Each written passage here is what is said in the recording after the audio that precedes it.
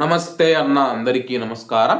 Kuwait ప్రభుత్వం కొత్త చట్టాలు తీసుకుని వస్తూ ఉన్న విషయం అందరికీ తెలిసిందే. ప్రవాసుల యొక్క వీసాలకు సంబంధించి కానీ, లేకపోతే మాదక ద్రవ్యాలకు సంబంధించి కానీ, ఈ నేపథ్యంలోనే కువైట్ ఉప ప్రధానమంత్రి మరియు మినిస్ట్రీ ఆఫ్ ఇంటీరియర్ మంత్రి అయిన షేక్ ఫహాద్ ఆల్ యూసఫ్ గారు ఇటువంటి వారికి అయితే వార్నింగ్ ఇవ్వడం జరిగింది. కువైట్లో చట్టం అందరికీ ఒకే విధంగా వర్తింపజేస్తాము. కువైటీలని చెప్పేసి, భారతీయులని చెప్పేసి, అమెరికన్లని చెప్పేసి, పాకిస్తానీలు, బంగ్లాదేశీయులు, నేపాలీలని చెప్పేసి ఇలా విభజనగా ఉండదని చెప్పేసి కువైట్ రాజ్యాంగం ప్రకారం కువైట్ చట్టాన్ని అందరికీ ఒకే విధంగా వర్తింపజేస్తాము. అలాగే కువైట్లో ఎవరైతే మనీ లాండరింగ్ నేరాలలో పాల్గొన్నట్లు నిరూపించబడిన వారు ఎవరైతే ఉన్నారో, అవి చిన్న కేసులైనా సరే, పెద్ద కేసులైనా సరే, కానీ ఎటువంటి దయ లేకుండా వారిపైన చట్టపరమైన చర్యలు తీసుకుంటామని చెప్పి ఆయన తెలపడం జరిగింది.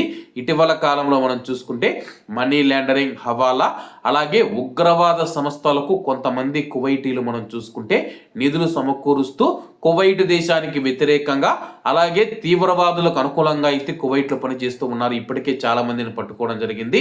అటువంటి వాళ్ళ విషయంలో ఎటువంటి దయా చూపమని చెప్పేసి, కాబట్టి కువైట్లో ఉన్న మన భారతీయులు ఎవరైతే ఉన్నారో బ్లాక్ మార్కెట్ ద్వారా డబ్బు పంపించకండి.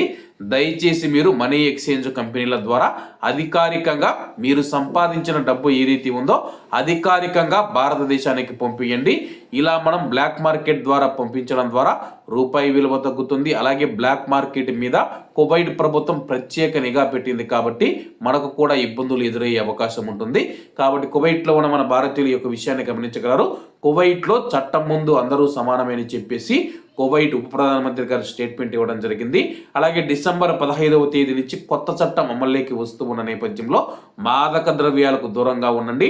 కువైట్ నుంచి ఇండియాకు వెళ్ళినా, ఇండియా నుంచి కువైట్కి వచ్చినా 1-2 సార్లు లగేజీని చెక్ చేసుకోండి. ఎందుకంటే మనకు తెలియకుండానే మన లగేజీలో మనకు పడని వారు ఎవరైనా గంజాయి లేదా మాదక ద్రవ్యాలు పెడితే కానీ మనం ఇబ్బందుల్లో పడి జిలుపాలయ్యే అవకాశం ఉంది. కాబట్టి అందరూ జాగ్రత్తగా ఉండాలని కోరుకుంటూ, అందరూ బాగుండాలి, అందులో మనం ఉండాలి. అందరికీ నమస్తే అన్న, జై హింద్.